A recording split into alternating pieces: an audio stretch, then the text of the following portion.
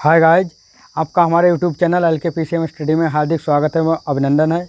जैसा कि आपने हमारी पिछली वीडियो में देखा था, बेसिक चैप्टर जो है इकाई 2 पूर्ण संख्याओं के बारे में हमने बेसिक से बताया था। ठीक है, कुछ चीज़ें हमने बताई थी। आज हम स्टार्ट करने वाले हैं क्लास 6 मैथ जो है अभ्यास 2A। ठीक है, तो इससे पहले अगर आपने वो वीडियो ना देखी हो तो इस वीडियो के डिस्क्रिप्शन में हम वो लिंक डाल देंगे उसकी, और उस वीडियो को अवश्य देखें। ठीक है, तो चलिए स्टार्ट करते हैं। अभ्यास 2A प्रश्न नंबर 1 है कि सबसे छोटी पूर्ण संख्या बताइए। ठीक है, तो सबसे छोटी पूर्ण संख्या होती है हमारी 0। ठीक है, सबसे छोटी पूर्ण संख्या 0 होती है, यानी शून्य होती है। नंबर दूसरा है हमारा, संख्या रेखा पर निम्नांकित पूर्ण संख्याओं को प्रदर्शित कीजिए। ठीक है, तो संख्या रेखा पर कुछ पूर्णांक दिए हुए थे, जैसे 0, 1, 2, 3, 4, 5, 6 और 7। यहाँ तक ये पूर्णांक थे। अब इसको हमें जो है संख्या रेखा पर प्रदर्शित करना है। तो एक रेखा खींचेंगे और इसमें जो है इन अंकों को रख देंगे। 0, 1, 2, 3, 4, 5, 6, 7। ठीक है, तो ये हो गई हमारी संख्या रेखा। इसी प्रकार से तीसरा सवाल है कि 3 क्रमागत पूर्ण संख्याओं में पहली और तीसरी का योगफल 28 है, संख्या ज्ञात कीजिए। तो हमें पहली भी नहीं पता है, दूसरी भी नहीं पता है, तीसरी भी नहीं पता है, केवल इतना पता है कि पहली और तीसरी का योगफल 28 है। ठीक है, तो थोड़ी देर के लिए हम मान लेंगे संख्याएं। ठीक है, क्रमागत संख्याएं। तो जैसे माना पहली क्रमागत संख्या, पहली क्रमागत संख्या, पहली क्रमागत संख्या हम मान लेंगे x। ठीक है, कोई भी चर पद एक मान लेंगे हम। ठीक है, और इसी प्रकार से दूसरी क्रमागत संख्या, इसको हम मान लेंगे। मैंने बताया था पिछली वीडियो में कि अगर किसी को x मानेंगे तो x के बाद अगर क्रम से आएगा तो x प्लस 1। ठीक है, तो x प्लस हो जाएगा 1 यानी 1। इसी प्रकार से तीसरी क्रमागत संख्या, तीसरी क्रमागत संख्या बराबर x प्लस 2। ठीक है, ध्यान से समझेंगे बहुत ही। ठीक है, तो यहाँ पर अब देखिए ये क्या कह रहे हैं, सवाल में क्या कह रहा है। अब हमने ये तीनों क्रमागत संख्याएं ये मान ली हैं। अब ये प्रश्न क्या कह रहा है, प्रश्न के अकॉर्डिंग चलेंगे। पहली और तीसरी का योगफल 28 है, यानी कि पहली संख्या क्या है x और तीसरी क्या है x प्लस 2, यानी कि इनका योग जो है इन्होंने बताया है कि 28 है।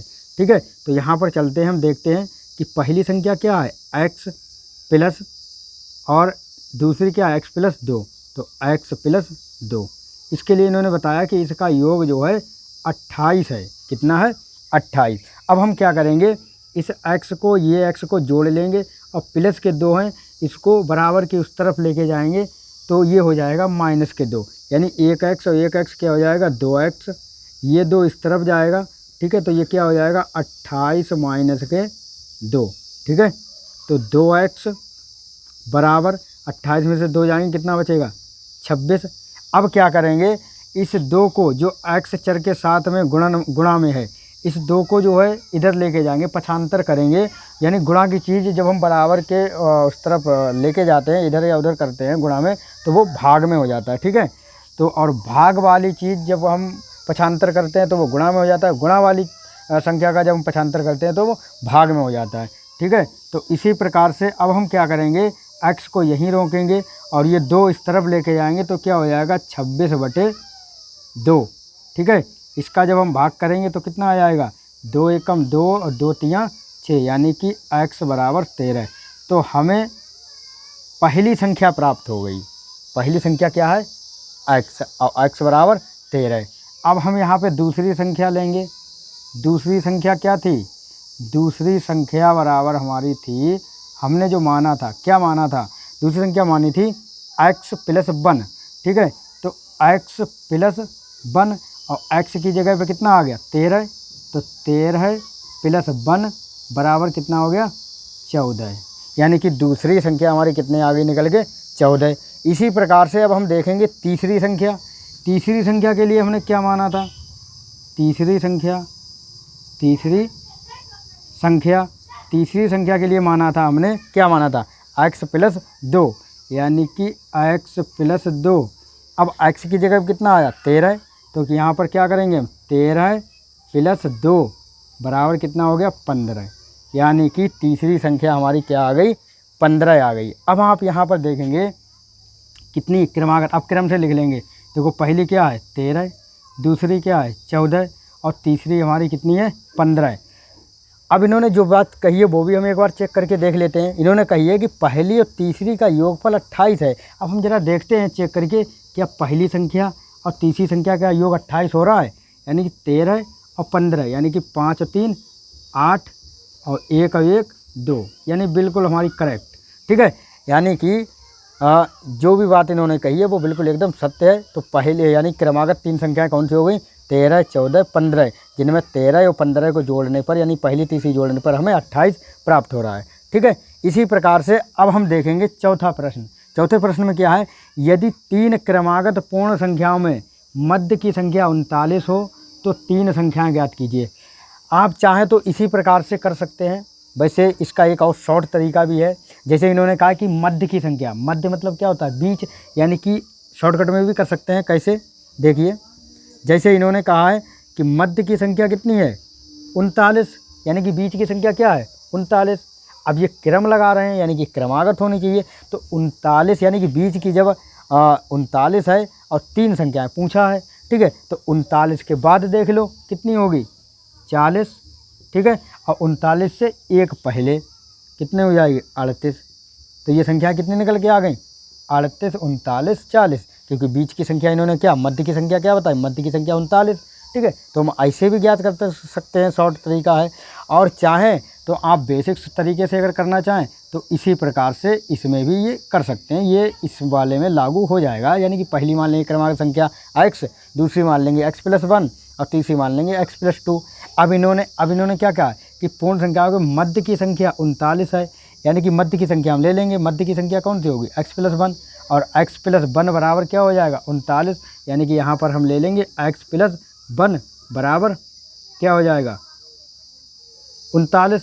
ठीक है, अब 39 तो x इधर है।